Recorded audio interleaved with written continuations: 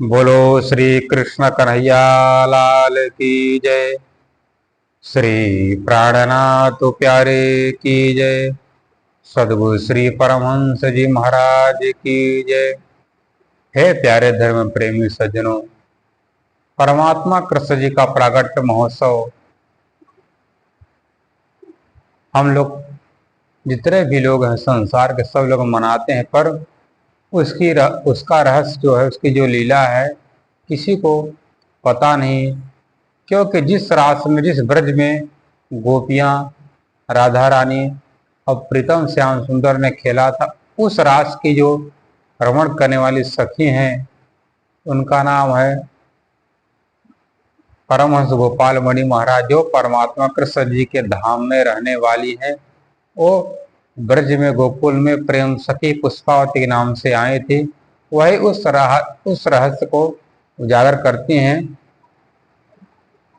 कहते हैं कि हे प्यारे धर्म प्रेमी सज्जन, जब मैया यशोदा के यहाँ साक्षात परात्पर पूर्ण ब्रह्म परमात्मा आए, उनका दर्शन करने के लिए, उनका दीदार करने के लिए बड़े बड़े ऋषि मुनि संत महात्मा आए। और मैया यशोदा को पता चला हमारे यहाँ वृद्धावस्था में, मतलब 80 वर्ष की अवस्था में मेरे घर पुत्र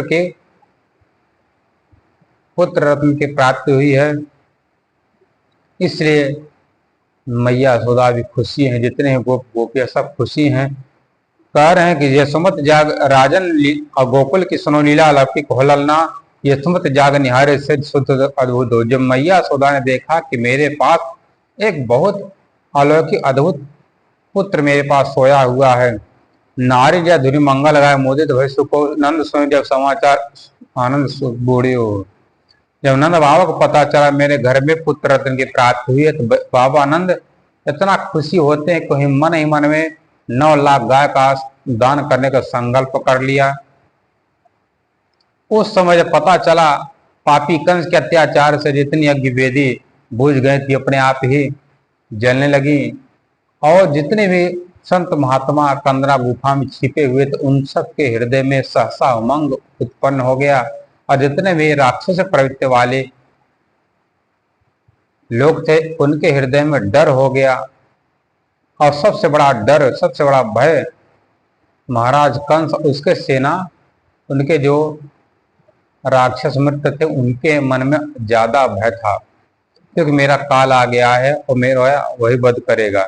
उस समय हर विध शंकर शेष वेद बपुधारे हो, सनकादिक भृगुनार स्वरूप गुरु गुरु वशिष्ठ हो।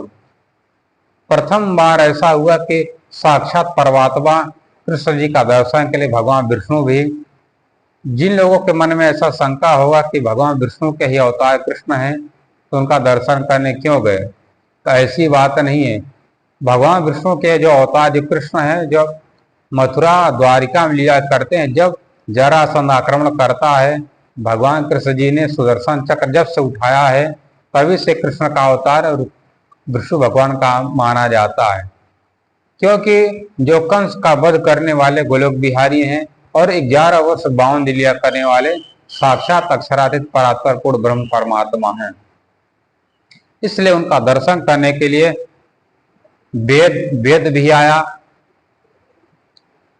और सनकादिक भृगु नारद, सनकादिक आए, भृगु आए, नारद जी, वशिष्ठ जी आए, और बृहस्पति जी आए, पराशर, सुखदेव, व्यास जी, वामदेव, देवल, गालव, गौतम, अंगिरा, पुलस्त्य, कपिल, गर्गाचार्य जी, सांडिल्य मुनि, जो सांडिल्य मुनि नंद बाबा जी कुलगुरु हैं, गौतम ऋषि, परसजम आए, अत्रि आए, भरद्वाज आए, देवराज ऋषि, ब्रह्म, मतलब ब्रह्म ऋषि जी जितने भी लोग हैं वो भी चले आए, इंद्र भी चले आए, बधुन सहित इंद्र, मतलब अपनी पत्नियों सहित जितने देवता हैं, सब भेष बदल बदल करके यहाँ मैया यशोदा के यहाँ उनका लल्ला का दर्शन करने आए।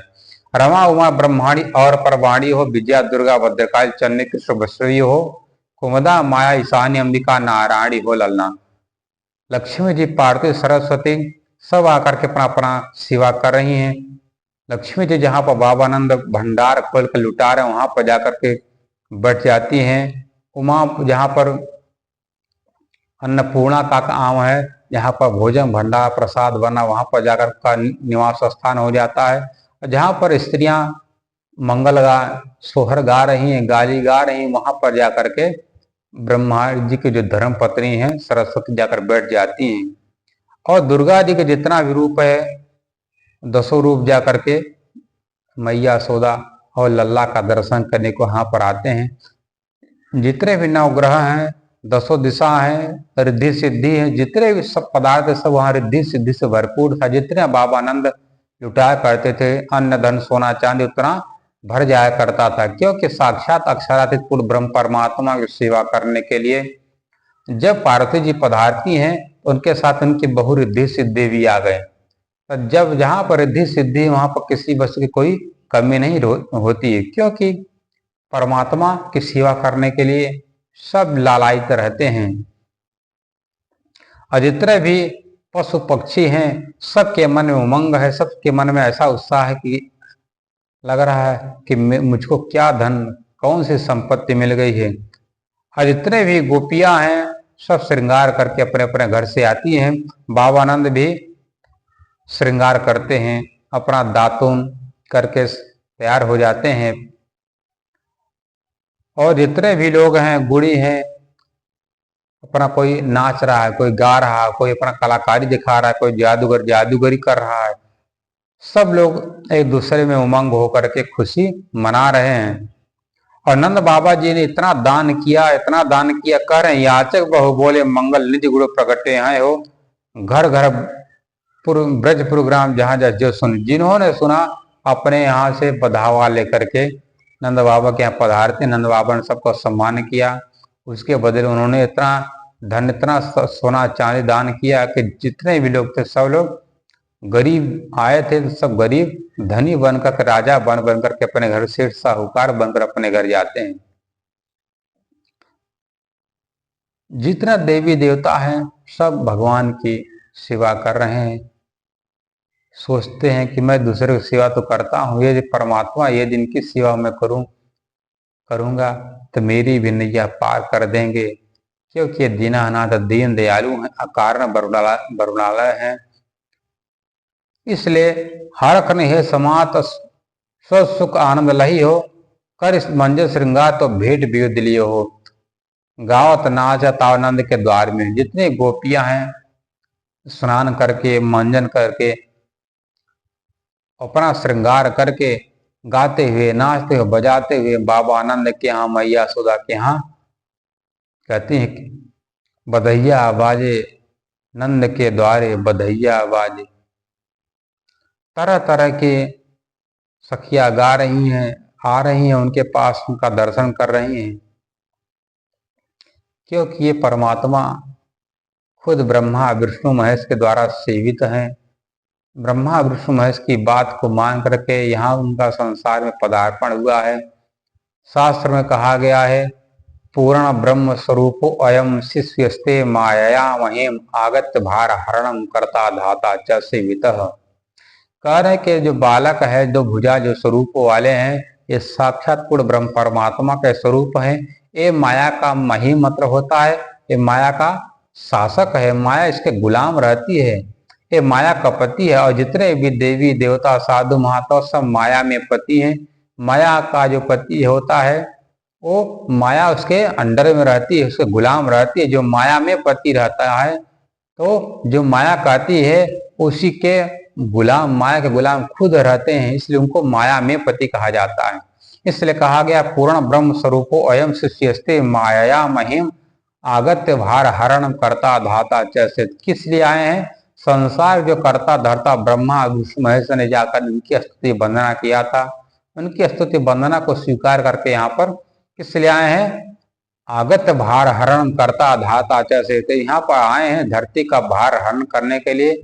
और संसार में वो अपने अखंड परम धाम से परा प्रेम लक्षणा भक्ति का उपहार लेकर के आए, सबको उस प्रेम का पाठ बतलाने के लिए कि लो ये मेरा रास्ता, इस रास्ते से तुम चलोगे तो तुम्हारी प्राप्ति हो जाएगी और तुम्हारा मुक्ति हो जाएगी। इसलिए परमात्मा अखंड परम धाम से यहाँ पर पधारे हैं। इसलिए हम सबका ही कर्तव्य होता है कि भागवत को तो सुनते, पर भागवत जो जिस अक्षरातीत परमात्मा लीला का वर्णन किया गया है उसका खुलासा, उसका रहस्य जो है परमहंस ब्रह्मशिष्टि परमहंसों के अलावा जो परमात्मा कृष्ण जी के साथ जिन्होंने रमण किया तो उनके अलावा कोई खोल नहीं सकता है। जितने भी कथावाचक हैं सब लोग इधर उधर की बात करते हैं, पर असली बात जो हकीकत बातें हैं उस परमात्मा अक्षर अक्षरातीत की कोई बात नहीं बतलाता है।